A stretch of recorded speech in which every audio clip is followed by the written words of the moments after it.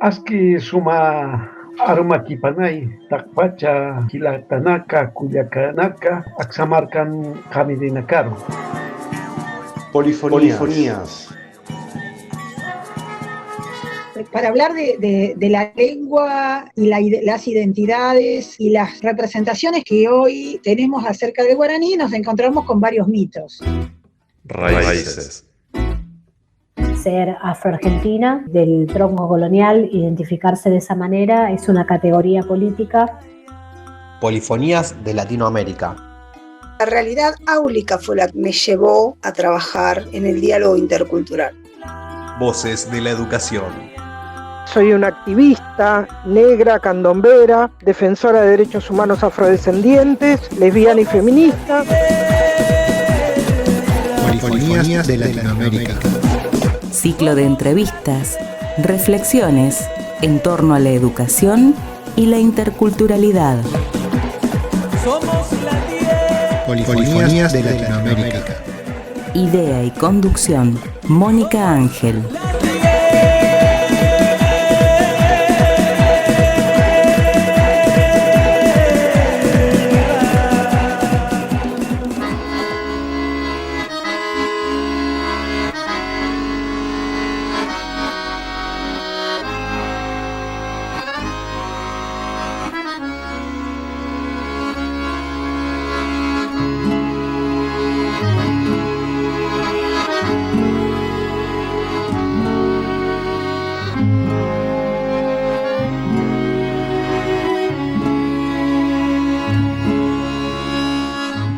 Tenemos muchísimos docentes chaqueños, formoseños, que tienen la formación en educación rural, por ejemplo. Ellos también tienen que ser visibilizados como para que, no solamente al momento de tomar un cargo, gente preparada ya para esos tipos de educación, esas particularidades de las modalidades.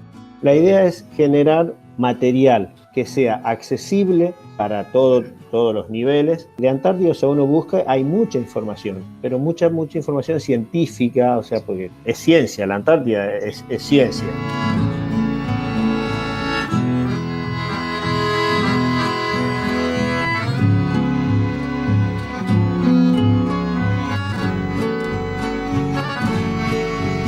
Polifonías de Latinoamérica. Voces de la educación. Raíces. Hola, continuamos escuchando en Polifonías de Latinoamérica, tercer ciclo, al profesor Gustavo Novoa y al maestro antártico Fabián Juárez.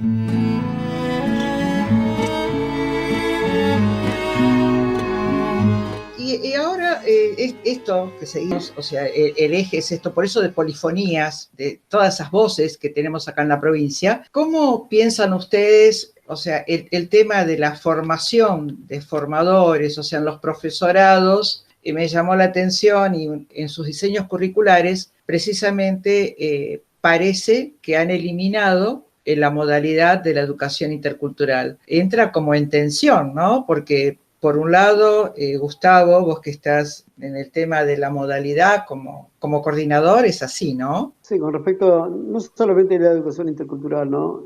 Son políticas de Estado, lamentablemente, y no por volver a caer en esto de puntualizar una gestión, pero hay cosas como para remarcar, ¿no? A nivel nacional, la administración anterior hizo muy poco por las modalidades educativas. Por eso ahora se pone tanto hincapié en visibilizarlas. Se suspendieron desde los encuentros regionales, patagónicos, los encuentros nacionales, a todo nivel. Fíjate que hasta, por ejemplo, contextos de encierro tampoco hubo ningún encuentro. Yo me acuerdo del último encuentro de haber ido a Buenos Aires, porque todo es en Buenos Aires, a un encuentro internacional, fue en el año 2015. O 2014. Mira, ni recuerdo que nosotros fuimos con la presentación de 2 libros que los muchachos hacían acá en la cárcel, cuando dábamos clase en la cárcel, y un programa de radio. De ahí hacia acá, nada, ningún tipo de colaboración, hasta el punto de que, por ejemplo, el material que los muchachos y las chicas utilizan en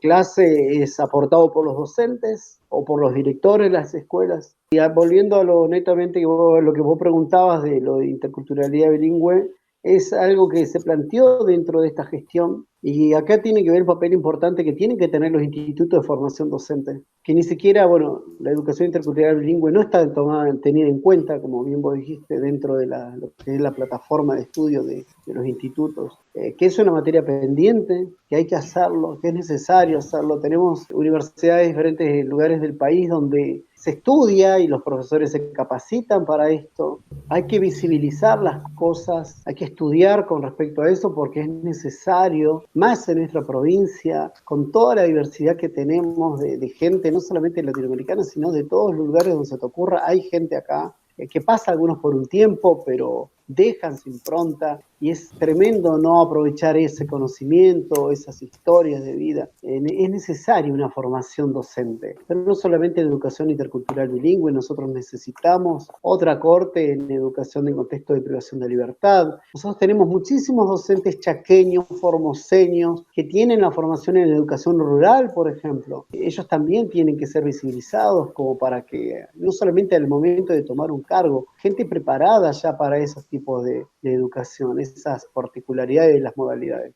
Raíces.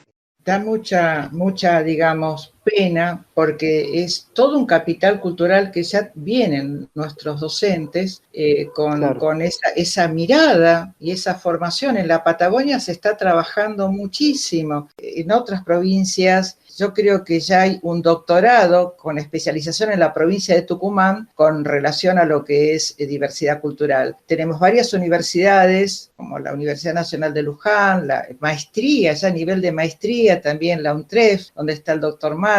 Esta riqueza de que cada uno de lo que trae cada habitante, poblador, ciudadano, esto nos debe enriquecer a todos, no solamente nosotros hacia los estudiantes, sino que ellos también aportan un caudal de cultura y que eso nos va a enriquecer a nosotros como sociedad. Por eso digo, ¿de qué modo a lo mejor, Gustavo, podemos ir trabajando esto, ¿no? Vos también, Fabián. Yo lo que te digo por ahí, bueno, yo estoy casado con una descendiente de ruso-alemán, y antes en las escuelas, o sea, sí o sí te obligaban a hablar el español, entonces muchas familias fueron dejando de lado el idioma materno o el idioma que trajeron desde su lugar de origen. Y también pasa ahora, ¿no es cierto? O sea, no es que la escuela hoy por hoy no excluye en ese sentido, pero sí hay un mandato todavía familiar en esto de socializar o de vincularse con el otro, de cambiar, ¿no es cierto? De hablar el idioma que habla la mayoría. Yo lo noto, pues yo trabajé muchos años en secundaria también con adolescentes y chicos grandes, y bueno, como decíamos, nuestra provincia tiene una comunidad importante de bolivianos, y los chicos que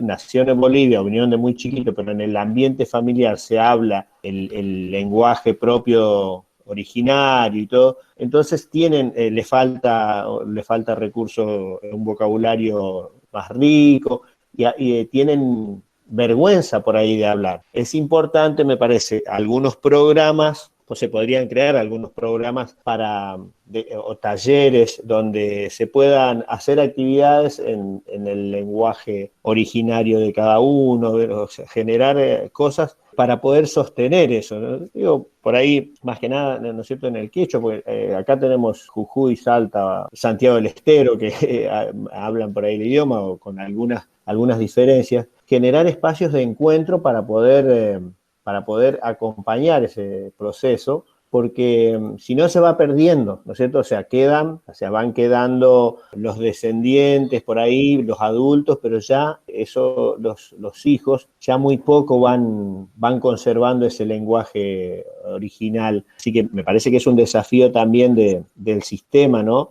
de alguna organización, de generar esos espacios para poder sostener. A mí me encanta, digo, yo me arrepiento, pero bueno, no es que me arrepiento, mi condición o mi situación laboral me llevó a alejarme del lugar. Entiendo todo lo que es el lenguaje com, pero hablarlo, porque es uno de los más difíciles por ahí en cuanto a la pronunciación, hablarlo me cuesta, sé muchas palabras, o por ejemplo el guaraní, porque la familia de mi mamá son paraguayos, correntinos, entiendo, pero digo, eso es muy rico poder conservarlo.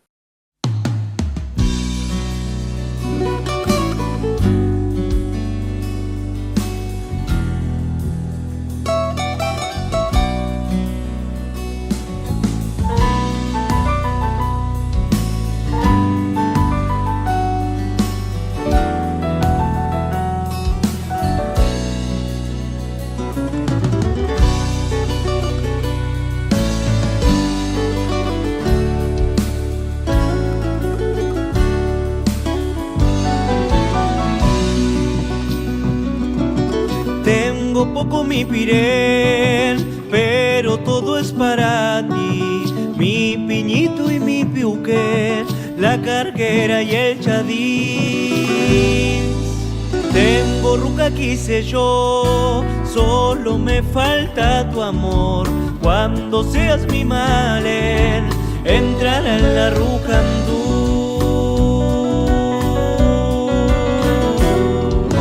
Solo el arroyo sabrá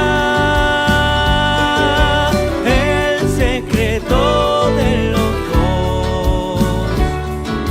Si en primavera en ti crecen lunas de amor que dulcemente madurarán, el sueño niño que me darás, que dulcemente madurarán, el sueño niño que me darás, que me darás.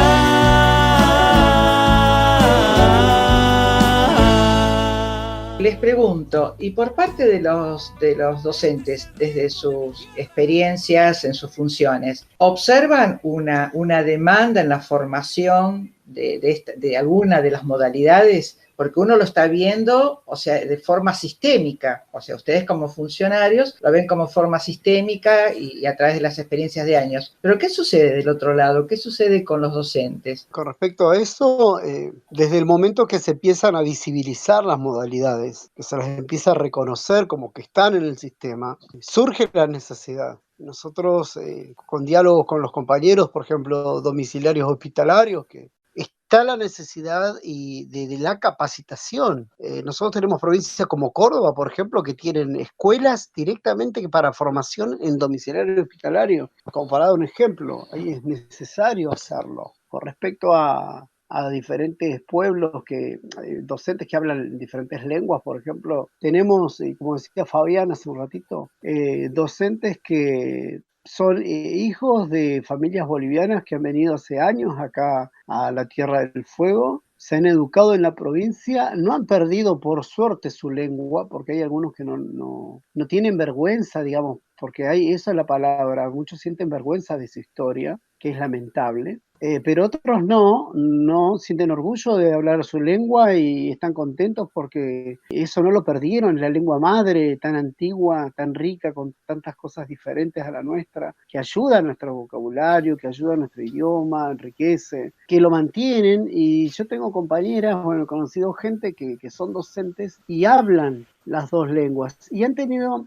eso nos llamaba la atención, la facilidad para aprender el inglés que tenían, o aprender otra lengua, y ellas mismas lo decían. Es como que era mucho más sencillo al tener dos lenguas. Debe ser muy difícil. Y no solo eso, o sea, al tener dos lenguas, el español, su cerebro, el español y su lengua originaria, ya una tercera lengua es como que hay una agilidad mental que le facilita la posibilidad de aprender. Y creo que es eso, esa es mi hipótesis, no sé si es así. Claro, eso lo habíamos charlado en su momento con Vanina Ojeda Maldonado, la secretaria de Pueblos Originarios, porque ellos estaban trabajando en base a un censo que era voluntario en su momento. Yo no recuerdo si era virtual, donde cada uno podía inscribirse y escribir, de qué lengua hablaba o de qué lugar era. Nosotros lo que le pedimos ahí, ya que estaban haciendo el censo, era, nosotros lo hicimos con una especie de copia y pegue, pero para docentes. Entonces, eso es lo que queremos trabajar ahora, ¿no? A ver, saber qué cantidad de docentes tenemos en la provincia que hablan otras lenguas y después trabajar sobre la cantidad de chicos que hablan diferentes lenguas también. Nosotros en Ushuaia, por ejemplo, tenemos identificado, Fabián las nombró, la escuela 13 y la escuela 30, como para poder trabajar, al menos en talleres que pueden ser culturales. Decíamos, lo trabajamos un día sábado, porque hay muchos chicos hablantes de lenguas.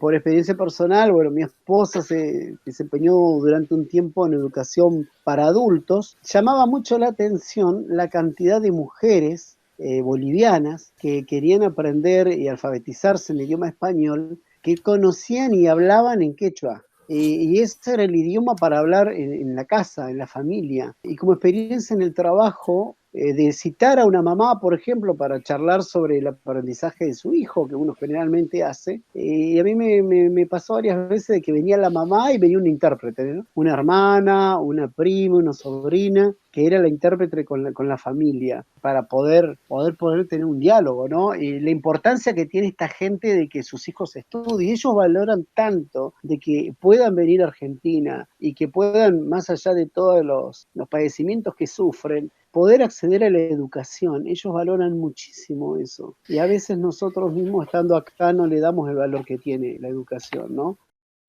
Polifonías. Soy Julieta Tacchini. Voces de la educación. Soy Victoria Massa. Raíces. Soy Xiomara Garzón. Continúa escuchando Polifonías de Latinoamérica. Continuamos y pensando en esto de la educación intercultural y todas las modalidades, si ustedes han tenido alguna experiencia como lo que recién decía Gustavo, con respecto al tema del censo, hacer un censo a las docentes, empezar a pensar en un censo en los alumnos y la necesidad también de hacer distintos talleres con distintas experiencias. ¿Ustedes ya tendrán alguna sistematización relacionada con las experiencias docentes de las maestras o maestros rurales, de la educación en Antártida? Si tienen alguna documentación para que los nuevos docentes puedan también tener material de estudio. ¿Y querés comenzar, Gustavo? Lamentablemente, Mónica, no hay demasiado registro de las actuaciones realizadas otros años. Es más, ahora estamos pidiendo a través de notas todo lo que se ha hecho anteriormente, ¿no? Muy poco registro hay con respecto a eso. No tenemos mucho. Entonces, con lo poco que se ha hecho en los años anteriores, o mucho, porque no tenemos mucha información en realidad, no hay un banco de datos. Tenemos una particularidad en la provincia, y esto lo estuvimos charlando en su momento con la gente de estadística. Nosotros tenemos una provincia sin estadísticas, Mónica. Acá no tenemos estadísticas ni siquiera, como para darte una idea, en un momento teníamos pensado trabajar con respecto al alumnado en contexto de privación de libertad. ¿Cuál había sido la trayectoria de un alumno que venía de Río Grande a Ushuaia, por ejemplo? Costaba hasta del informe que venía de Río Grande a Ushuaia decirme ese alumno está en tal año. Se demoraba 1 mes y medio en decirnos ese alumno está en segundo año, o cosas que vos decís no puede ser en la época que vivimos, muchas veces por burocracia, pero se demoraba eso para poder informar de un alumno en contexto de privación de libertad. Esa es una falla que tenemos nosotros en el sistema, esto de contar con índices, de contar con estadísticas. Hay una persona, un coordinador provincial que se llama Pablo White Triviño, desde Río Grande. Bueno, Pablo está con el desafío generar estadísticas y nos pide información de todo. ¿Cuál es el problema que tenemos? Que desde el año, por ejemplo, en domiciliario hospitalario, por ejemplo, tenemos muy poca información de años anteriores, de qué se ha hecho con los alumnos. Sí tenemos conocimiento de cuántos en algunos casos, pero quiénes son docentes que intervenían, cómo trabajaban, nada. Hay muy poco informe, muy poca documentación con respecto a eso. Entonces, nosotros que queremos hacer es un desafío, nos va a llevar tiempo. Yo sé que en 2 años tengo que volver al aula, porque yo vengo del aula, o no, pero bueno, yo pienso que puedo volver al aula en 2 años. Entonces, la idea es dejar, como nos dice en nuestra ministra de Educación, ¿no? Analia Cubino, una persona muy sencilla, ella, muy fuerte de carácter, pero muy sencilla, muy humana. Bueno, ustedes lo que hagan, háganlo pensando en qué es lo que quieren dejar, cómo quieren que los recuerden. Es algo que siempre Analia, cuando nos caemos un poquito, nos dice. Y nosotros queremos que nos recuerden como que dejamos algo de lo nuestro, que queremos dejar información, para que les sirva al que viene y que no empiece de nuevo, ¿no? En este país, lamentablemente, cada gobierno que empieza es como que arranca de cero. Y hay cuestiones que no deben empezar de cero. Debe haber una continuidad, no importa quién esté. Teniendo eso en cuenta, queremos modificar, por ejemplo, una estructura en educación domiciliaria hospitalaria de la escuela secundaria, que queden con una organización, con un equipo docente estable, con un funcionamiento, y no importa quién esté, que eso ya quede establecido.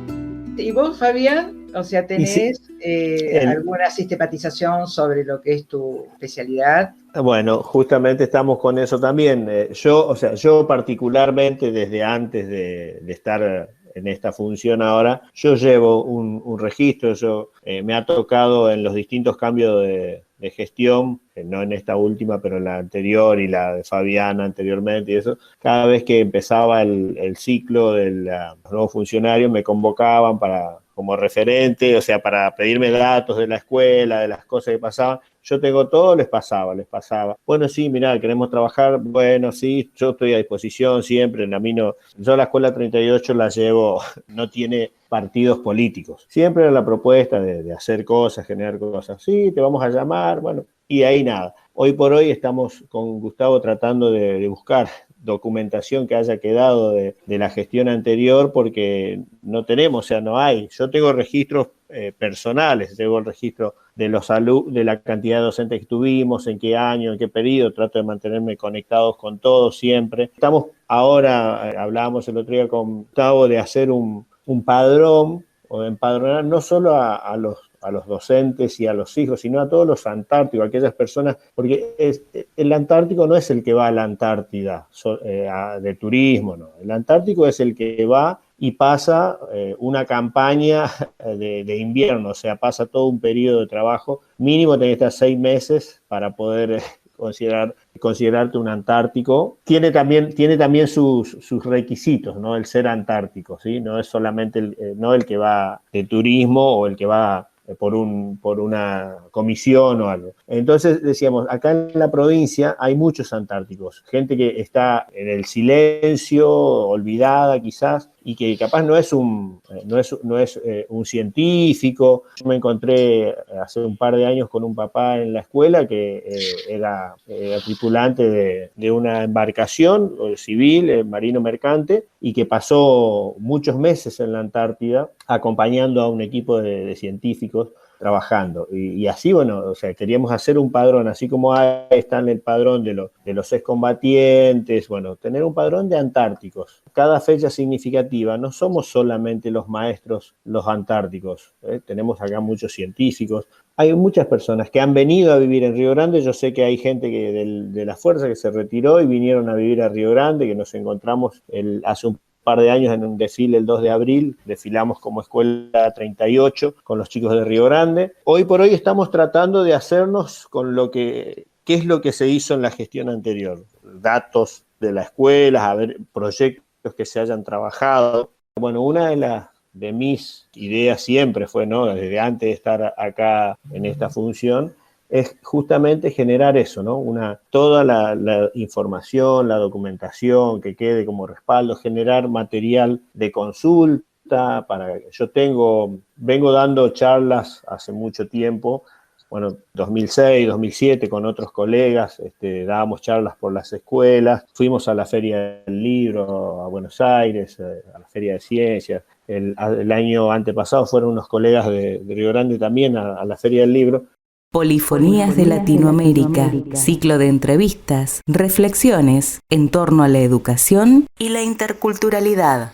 La idea es generar material que sea accesible para todos los niveles, material de consulta, porque de Antártida, si uno busca, hay mucha información, pero mucha información científica, o sea, porque es ciencia, la Antártida es ciencia. Entonces es buscar de darle una bajada didáctica para los distintos niveles. A ver, en esto de las modalidades que hablábamos, en el 2011, cuando sacan el decreto, reconocen a las escuelas rurales de la provincia, no estaba incluida la escuela de la Antártida como escuela rural. Está bien, puede que sea otra, pero mínimamente es una escuela rural. Así que, bueno, nosotros cuando volvimos de la campaña hicimos una presentación pidiendo que se rectifique el decreto y que se la incluya, entre otras cosas. Hicieron lugar nuestro pedido y hoy por hoy la Escuela de la Antártida es una escuela rural, una escuela más rural de la provincia, está dentro de las 5 escuelas rurales que tiene hoy la provincia. Como decía Gustavo, es antes de terminar la gestión, por lo menos dejar medianamente organizado y documentado lo que se pueda para el que venga. Excelente. Bueno, hemos llegado al final, han sido muy generosos para Radio Universidad y he aprendido mucho al escucharlos a ustedes, o sea, lo fascinante y todo el desafío que hay por delante con respecto a la temática que hoy nos ha convocado, que son el tema de las modalidades y el eje de la diversidad cultural y de la educación intercultural. Mónica, bueno, poder contar de lo que uno hace y poder transmitirlo y que otros se enteren de que existen las modalidades y que vos puedas brindar este espacio, no tiene precio. Así que te agradezco mucho el encuentro. Gracias, Fabián, por estar también. Al contrario, gracias a vos. Fabián. Bueno, de mi parte también agradecerte. Nunca el tiempo para mí es un problema. Yo estoy a disposición siempre, no tengo días ni horarios. Bueno, será porque cuando estaba con la dirección de la escuela nos pasaba eso, ¿no? Que no teníamos sábado, domingo ni feriado. Todo aquel que por ahí quiera, más que nada por ahí consultar por el tema de la Antártida y todo, no hay problema, día, horario. Y agradecerte por el espacio que nos das y sí, hay mucho para hablar, sin duda es que hay mucho para hablar.